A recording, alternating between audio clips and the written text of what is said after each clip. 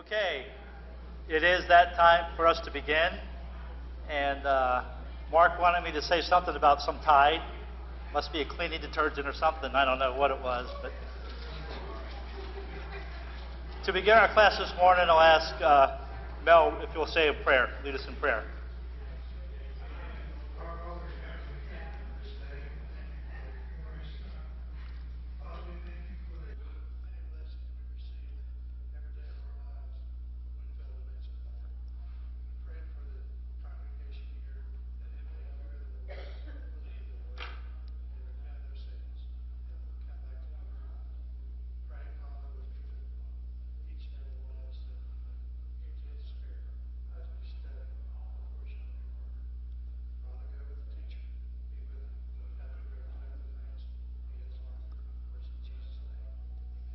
Amen.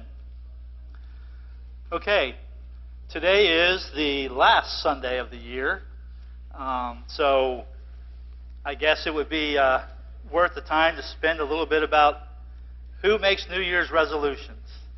So I'm sure we all have at some point in time in our lives made New Year's resolutions.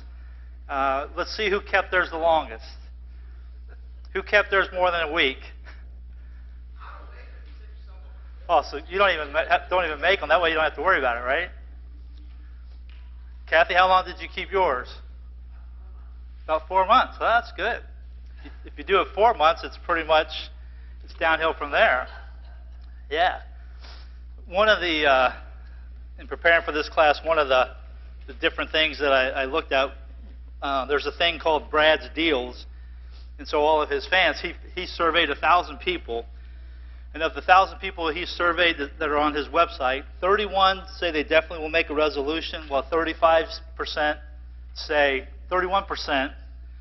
that they will definitely make a resolution, and 35 say they're considering it.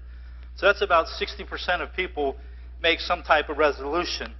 The top 5 resolutions are lose weight, get fit, which kind of go hand in hand, eat healthy food, save money, and manage stress. Not in the top 5. Now, I'm sure there's other surveys, but the ones that I read, and that might be part of Get Fit, too, would be the smoking. And there's various things that you could look at and read, but what's interesting is one of the things that I did read is there's actually a thing called false hope syndrome. And that's basically where people, they put hope in, okay, it's January 1, and since today's different, it starts a new year, I'm going to do all these things. I'm going to lose weight. I'm going to get fit. Going to eat healthier, save money, less stress. And maybe if you have vices like cigarettes or whatever else it might be, you might be planning to give those things up. But it's a false hope syndrome where a lot of people fall into that, where they actually think that because of the timing, we could do that. I ever had my class prepared, and then I looked at it this morning. I was Googling, and actually a psychologist said that most people don't do it because they fail to plan. And that's part of the lesson today is plan. But most people don't do it because it's easy to say, I'm going to make a New Year's resolution, and here it is. I'm just going to put it out there, and it's done. It just doesn't work that way. If we really want to do it, then we have to plan and work at it. Real change, the same psychiatrist that talked about the plan has to be there. What he said was that for real change to happen, it takes work. That's what most people don't want to do. They pay lip service. It'd be easy for me to just say every day, I'm going to lose weight. If it was that easy, I would just get up in the morning, my feet would hit the ground, I'd say, okay, I'm going to lose weight today. Then I go about my business. I still go through the drive-thru at McDonald's. I still eat lunch. I have dessert. I do all the things that I normally do, but every day I wake up and say, I'm going to lose weight today. So if I say it, it doesn't make it happen, does it? Not in my case, it doesn't. It takes action, and if you don't have the right action, then it doesn't work. What's interesting, obviously the world we live in today, church isn't part of it. Very few New Year's resolutions are talked about concerning the Lord and the church. So I think if we're truly Christians, that we would look at what I could do differently next year in 2019 than I did in 2018 when it comes to the church. And I think we can look at our own lives, and only you can determine, you and the Lord, know what you've done, how you've done. Have you given what you can give to the maximum that you can? Have you been here when the assembly and saints are here? You know, do you read daily? How are you living your life as a Christian? And I think that's what is important for us. We can have all the other things. Yes, it's good to lose weight. It's good to have a better diet. It's good to do all those things, manage stress, save money. It's good to do all those things, but when it comes to Christianity, what we do affects eternity. And I think when we think about New Year's resolutions and planning and goals, I think if we look at Philippians chapter 3, we have here where Paul says, verse 12, "Not that I have already attained or am already perfected, but I press on that I may lay hold of that for which Jesus Christ has also laid hold of me. Brethren, I do not count myself to have apprehended, but one thing I do, forgetting those things which are behind and reaching forward to those things which are ahead, I press towards the goal for the prize of the upward call of God in Jesus Christ." So I think if we were going to have a New Year's resolution as a Christian, what's better than Philippians 3, where we press forward each day? And we can't, can we do anything about what's behind us? Other than ask for forgiveness, can we do anything else about it? We can't relive it. It's happened, and we go on. And that's what I think when we think about what Paul wrote there, is that he forgets those things which are behind and reaching forward to the things which are ahead. So we could talk about the New Year's resolutions that I've had, that I never kept. I can talk about New Year's resolutions I'm going to make and not keep. But I think as we look at our lives as Christians, that we should be looking at what are our goals.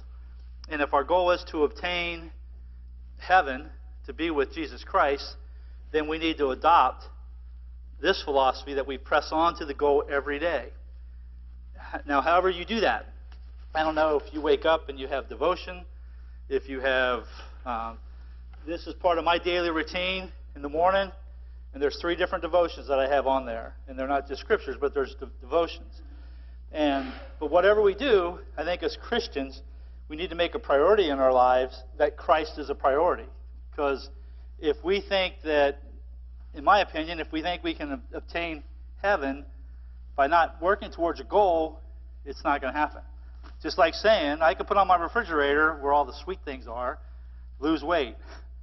But then when I open the door and I don't see that sign, but I see pecan pie and whipped cream, or a little pie and a lot of whipped cream, whichever the ratio you use. But if I avoid that, ignore that sign on the refrigerator and grab the good stuff, am I doing any good? Am I having that sign up there on my refrigerator? I'm not, am I? So if we say we want to do something, then it takes a plan. We have to work towards it. One of the things I think that if we look at Titus, the 2nd chapter, and in Titus 2, we kind of have the qualities of a sound church. Is kind of the heading there. And if we look at Titus 2, verses 1 through 8, it'll tell us, "But as for you, speak the things which are proper for sound doctrine, that the older men be sober, reverent, temperate, sound in faith and love, and patience. The older women likewise, that they be reverent in behavior, not slanderous, not giving to much wine, teachers of good things, that they may admonish the young women to love their husbands, to love their children, to be discreet, chaste, homemakers, good, obedient to their husbands, that the word of God may not be blasphemed. Likewise, exhort the young men to be sober-minded in all things, showing yourselves to be a pattern of good works in doctrine, showing integrity, reverence, incorruptibility, sound speech that cannot be condemned, that one who is an opponent may be ashamed, having nothing evil to say of you." So think about that. If we all could have that in our lives, if that, at the end, when it says in verse 8, that an opponent may be ashamed because they have nothing evil to say of you. Now, if that would be our goal this year, in 2 days, our goal for 2019 would be that we look at these qualities in the church, and we look at the qualities in a good Christian, And the main thing would be that no one could say evil of us, that the way we live our lives, that, and when he talks about an opponent, so not just it's easy for friends to talk good about us, but usually it's the people who aren't your friends.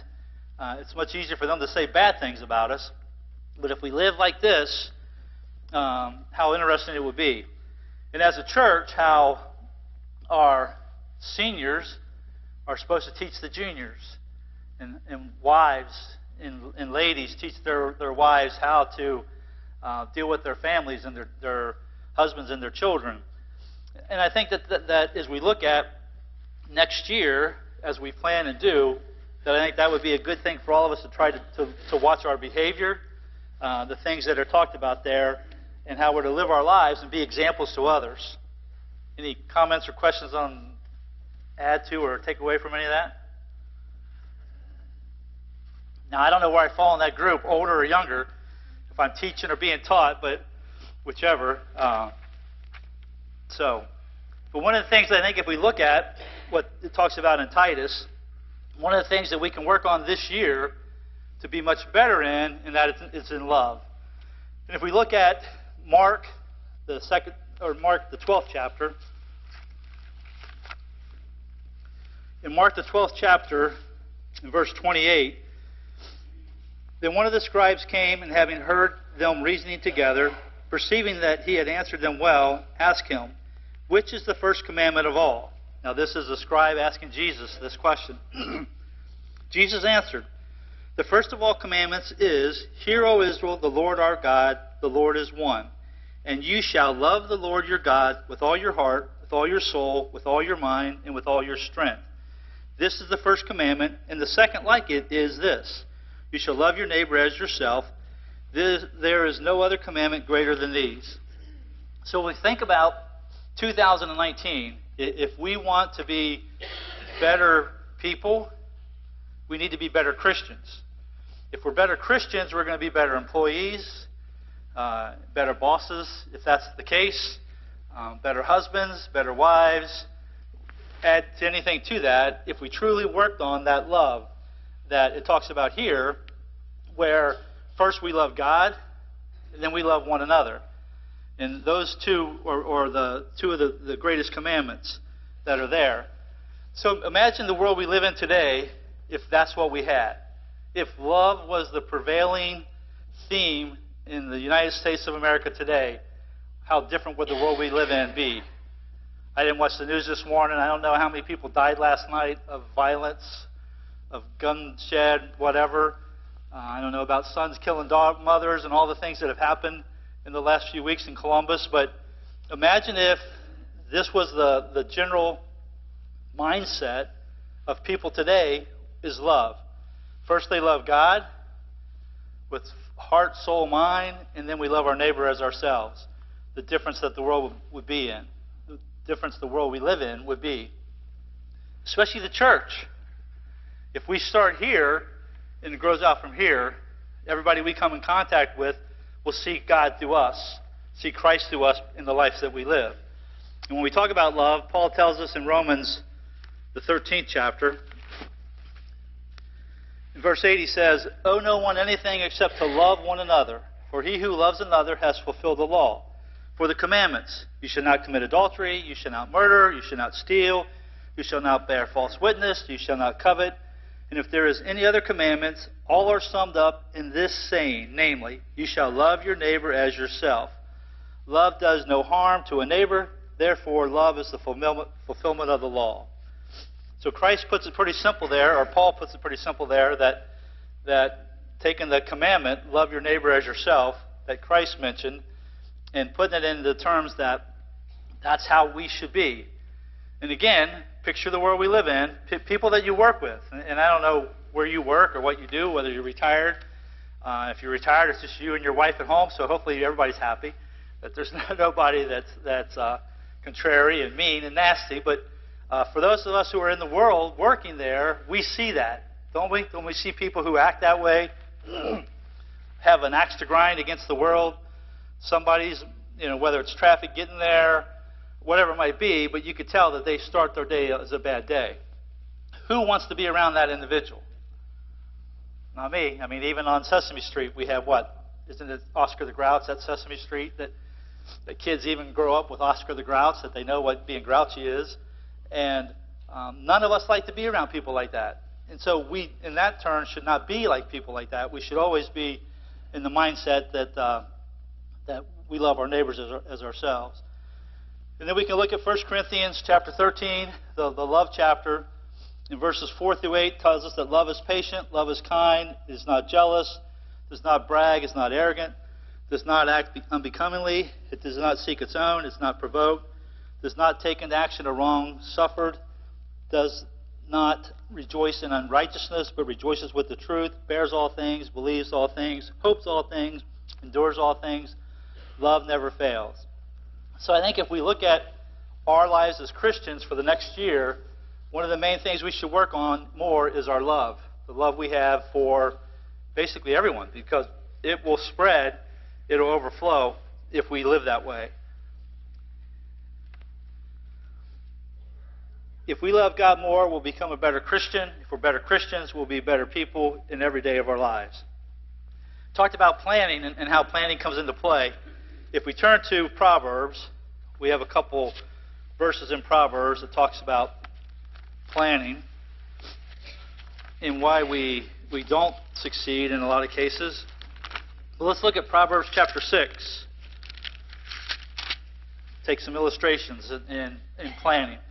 Proverbs 6 through 9, it says, "Go to the ant, you sluggard, consider her ways and be wise, which having no captain, overseer or ruler, provides her supplies in the summer and gathers her food in the harvest.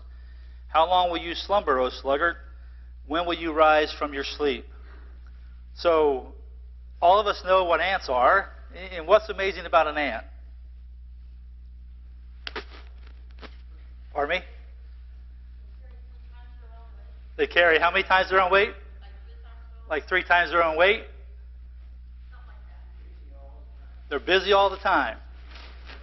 You never see them resting, no. and they usually have that 3 times or more of their weight carrying and planning.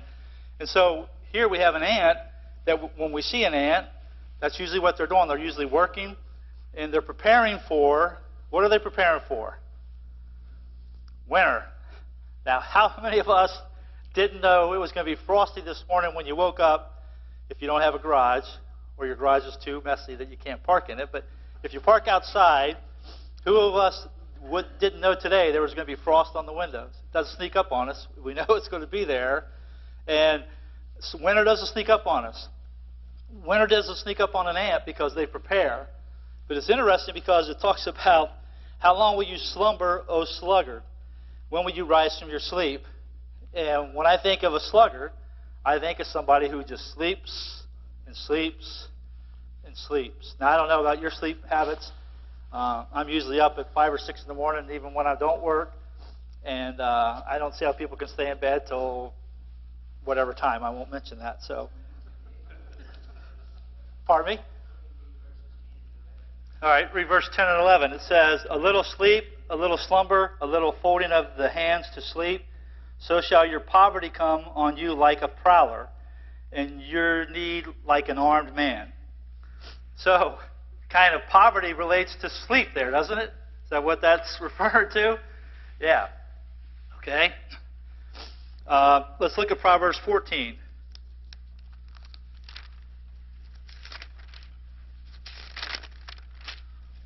So, Mark, if I'm sleeping during your sermon this morning, you'll know I was up at 5, so we're okay. In Proverbs 14, verse 15 says, "The simple believes every word, but the prudent considers well his steps." The simple believes every word. Do you know anybody like that? What do we call those people? Gullible? What? Sheep? Okay. Or did I hear somebody say gullible? Yeah. Yeah, gullible, like sheep, they believe, but yeah. So people who just believe anything, it's not good that we have. The simple believes every word, but the prudent considers well his steps. And so when we think about as Christians, and the only way we know the truth is to study the truth. We can listen to sermons on tape. We can watch whatever you want to watch. You can do. But each one of us individually are going to be judged on our lives and how we live. And we need to know the Word. And we know that by studying the Word. It's good to have different aids that we use to help us. But nothing's better than actually studying and doing it on your own, because then you see it. You hear it. I went to college. I know I talked about this before, Joseph Buckland, and we support him. He's in Jamaica. And when he came to Ohio Valley College, so imagine coming to America and coming to Parkersburg, West Virginia. That's your picture of America. Not good. But Joseph, he believed in studying by reading out loud so that he speaks it and then he hears it. So he would sit in the suite and read whatever lesson he was working on, which didn't make everybody else happy that was not wanting to study. But that's how he personally studied, by reading it aloud so that he spoke it and then that he heard it. So whatever way we learn, we need to learn. We can have the Bible on tape and listen to it while we drive. But whatever it is, we need to study the Word of God. It's a requirement. And here it talks about the prudent considers well his steps, where a simple person just believes anything that they hear, and you don't want to be that. So the difference in planning and not planning basically is being prepared and studying. In Proverbs 15, verse 22, says that without counsel, plans go awry, but in the multitude of counselors, they are established. What do you think that's saying? Without counsel, plans go wrong, but with many advisors, they succeed. What's that saying to us? Take the advice of others, or at least listen to it. Okay. The wise person is going to take the advice, listen to advice, especially those who are older, seasoned, gray hair. But those who are seasoned, that have the experience. And how easy is it for young people to listen to the words of the elderly? I mean, what did we grow up as kids hearing our parents talk about? Walking to school 3 miles in the snow each way, uphill and all that, and barefoot, and all those good things. But we kind of just shrugged it off, didn't we? Because last time I was home with Mom and Dad, it's interesting now when I go home, we never watch TV. It's always we just talk. And so it's interesting to talk to my dad about him growing up as a young boy and the things that he experienced that I couldn't even comprehend, where they didn't have electricity and all the things that he grew up. And so it's interesting that as young people, as not smart people, the way we learn is by listening and observing. And I think that's why it's important when we look at the church and the way the church is established, why there's elders, and why the elders are there as overseers to watch the flock and to keep things in check, because it's easy for things to go awry when you look at things that are talked about in Proverbs, where not having the right counsel, the way it could lead, and how easy it is for some people who don't study to listen to something that's not right, and they can get buy into it and be led the wrong way. If we don't think that's possible, how many religions are there today? How many different churches are out there today that preach close to the right, but they don't finish it? They don't preach it. They don't teach it. And how many people are flocking to those assemblies and just listening to foolishness and missing the boat? So it happens. And then in Proverbs 16, 3 miles both ways? You had shoes? It didn't snow both times? Yeah? Yeah, I lived too far from school. I had to take a bus, so I was lucky. Yeah, you're older than most of us, yes. That's I didn't say that. I am older than you, yes I am. But I took the bus to school. I was lucky. I was fortunate. Yeah. Okay, Proverbs 16:3 says, "Commit your works to the Lord, and your thoughts will be established." So it's kind of like we talked about in the beginning with love.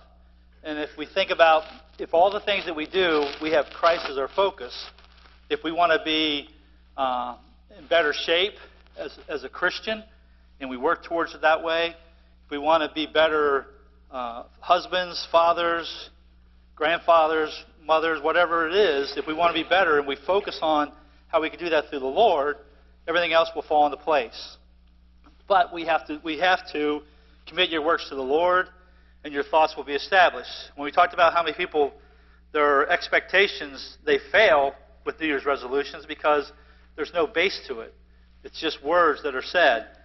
And so when we think about if we commit those things and we work as them as a Christian and work towards set those goals as a Christian, how much more successful we could be with Christ there.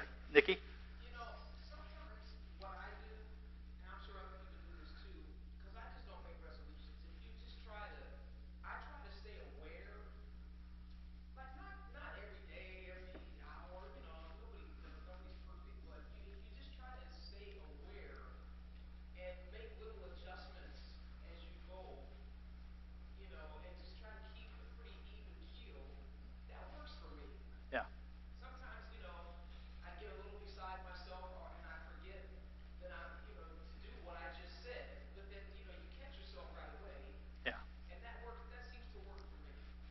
No, and that's good. What Nikki talks about is having an even keel to go about it.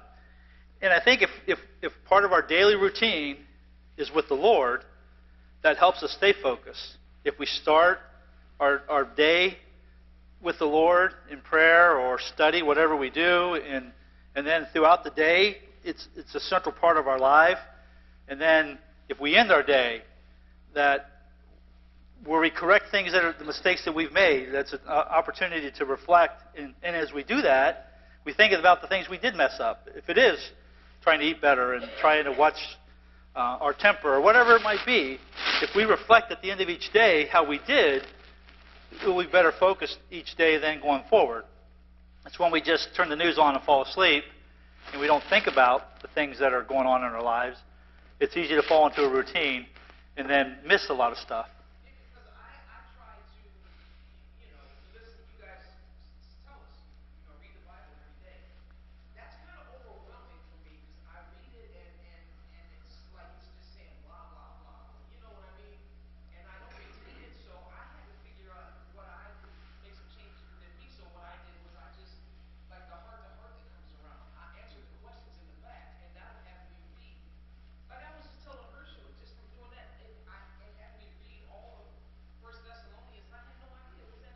Yeah.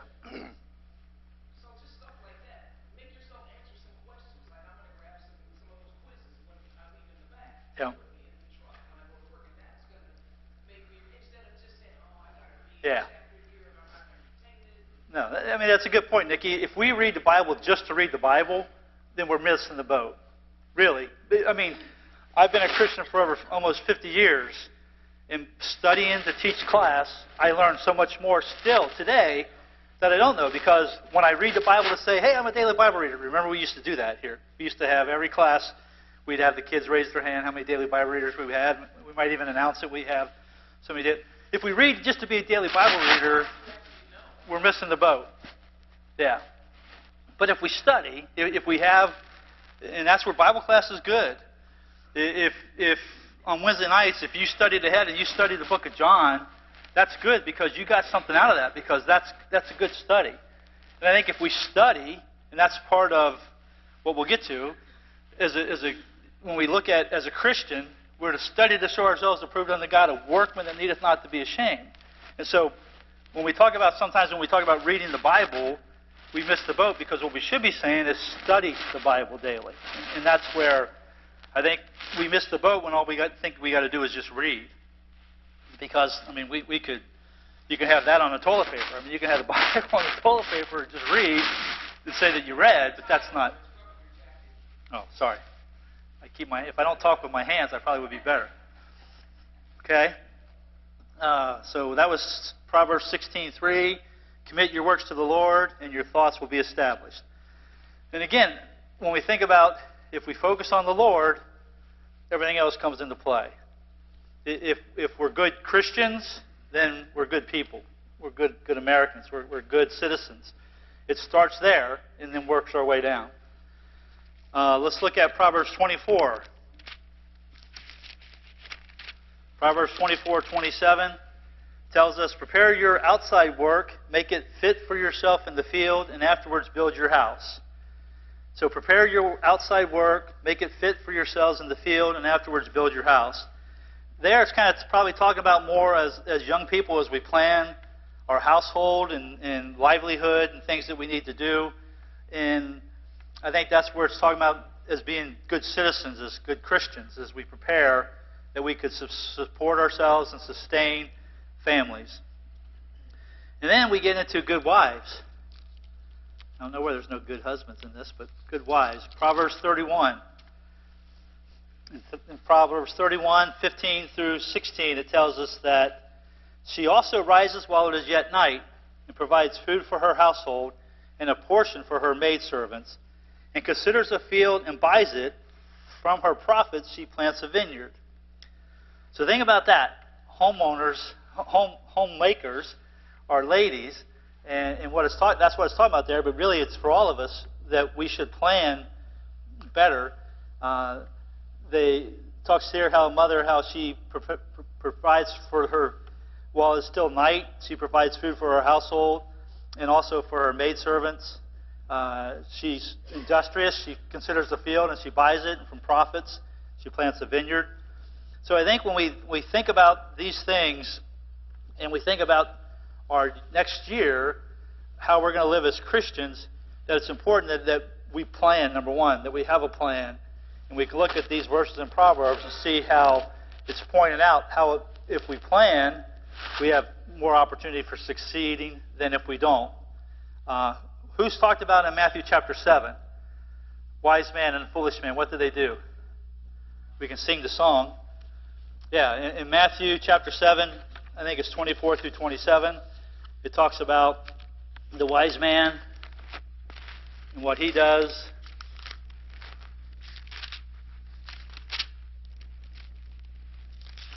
Matthew 7 verse 24 says, therefore, whoever hears these sayings of mine and does them, I will liken him to a wise man who builds his house on the rock.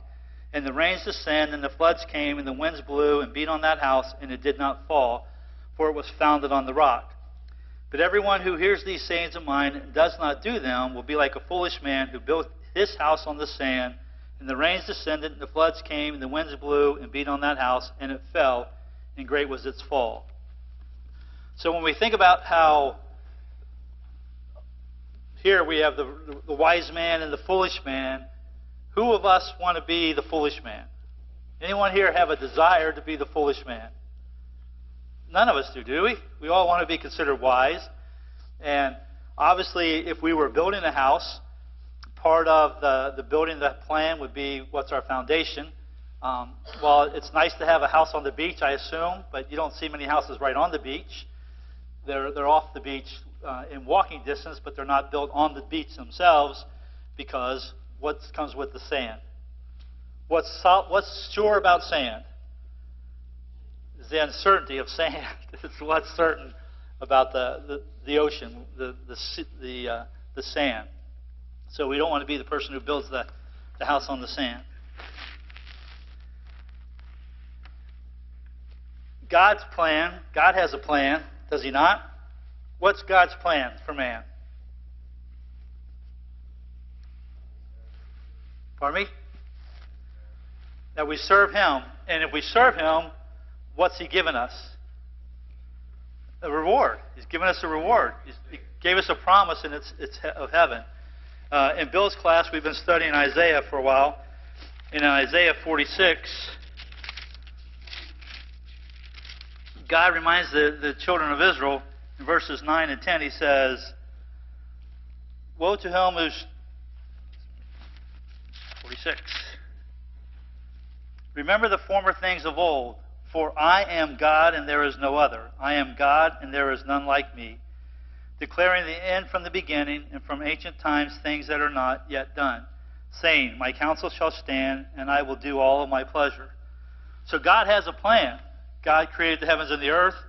He had a plan that his son would come to this earth and live and then overcome Satan, overcome death. And he has a plan, the church.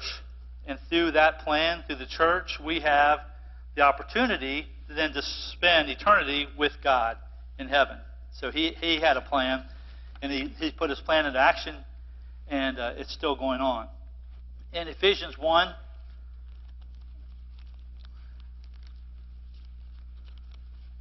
Ephesians 1, 9 and 10 says, God has made known to us in all wisdom and insight the mystery of his will, according to his purpose, which is set forth in Christ as a plan for the fullness of time to unite all things in him, things in heaven and on earth.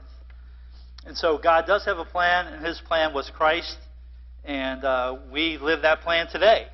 That we are here today because of the church being established and part of God's plan. Jesus planned. He had a mission. He had a mission to accomplish.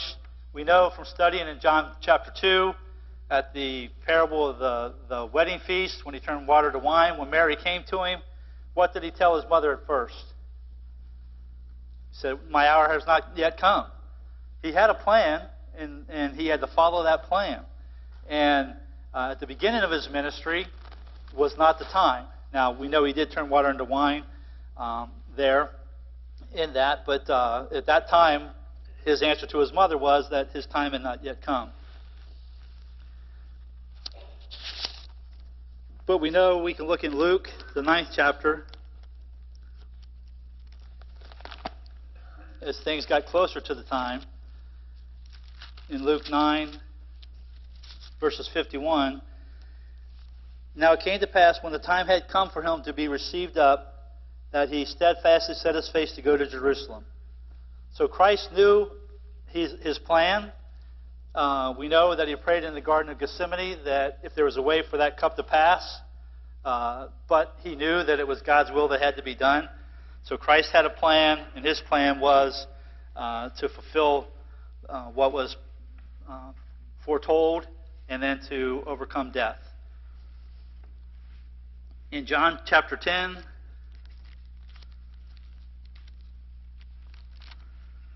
verse 18, Jesus basically says that no one takes, he says in verse 18, no one takes it from me, but I lay it down of myself. I have power to lay it down, and I have power to take it up.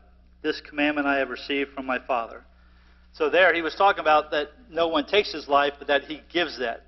That was part of the plan, and he followed that plan.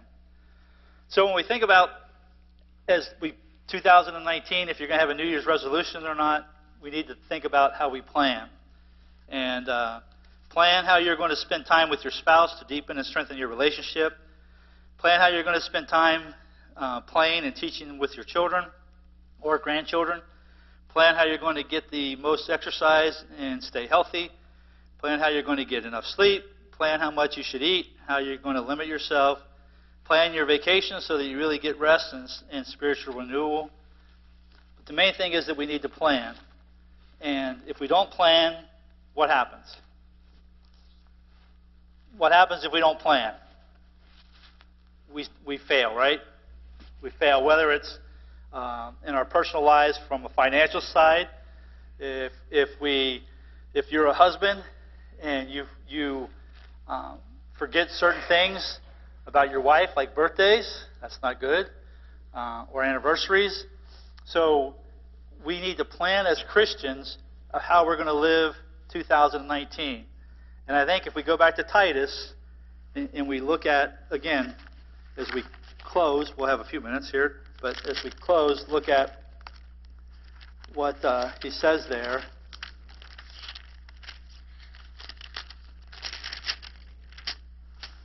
Again, qualities of a sound church, and these are things I think if we listed what we wanted to do for 2019, this would be good. But as for you, speak the things which are proper for sound doctrine, that the older men be sober, relevant, temperate, sound in faith, in love, in patience. The older women likewise, that they be reverent in behavior, not slanderous, not giving to much wine, teachers of good things, that they admonish the young women. to love their husbands, to love their children, to be discreet, chaste, homemakers, good, obedient to their own husbands, that the word of God may not be blasphemed. Likewise, exhort the young men to be sober-minded in all things, showing yourselves to be a pattern of good works and doctrine, showing integrity, reverence, incorruptibility, sound speech that cannot be condemned, that one who is an opponent may be ashamed, having nothing evil to say of you. So I think if we would sum up what our goal is for 2019 would be to have our enemies be ashamed because they don't have anything bad to say about us. How good would that be if that's the way we lived? Can we say that now? Can your enemies, do they have things they could probably say bad about you? I hope not. I mean, Mark Meadows has a lot of competition. I'm sure they all say good things, right, Mark? Yeah. But in the world that we live in, we have adversaries in business. We could have political adversaries. We could have sports adversaries.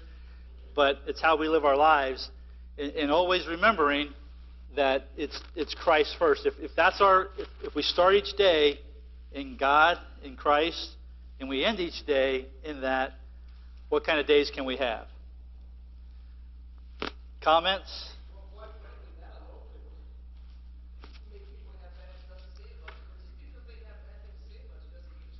Exactly.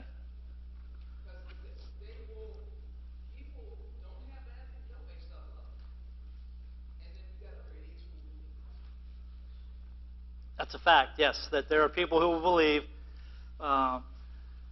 It's easier to, well, I mean, people can say whatever they want to say. It's hard to defend yourself against a negative. Yeah.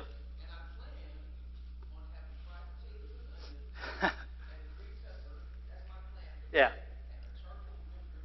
There you go. But part of that, what it just says there, is part of it is how we live our lives and what we do. And I've heard it said, I think it was Billy Graham, who they said that he would never be in an elevator with a lady. That if he was in an elevator and it stopped and a lady got in and that was all, he would actually get out of the elevator. And I'm not saying good or bad about that, but I think if you look at, when you put yourself in a situation that could be bad, it could be bad. But if you eliminate that situation, as a worker, if I'm a husband and I work with people and I decide to go to lunch every day with a lady who's also married, what does that look like? That's not good. Now, if it's me and 4 other people who happen to go, but if it's always you and another individual of the opposite sex in a lunch relationship from work, well, it could be totally innocent, but what could it reflect and give the impression of? And we always want to avoid having anything that could be negative as a Christian. And that's what we have to remember. If we're a Christian, then we have to be different. And we can't be what the world is. We have to be what Christ wants us to be. Harold?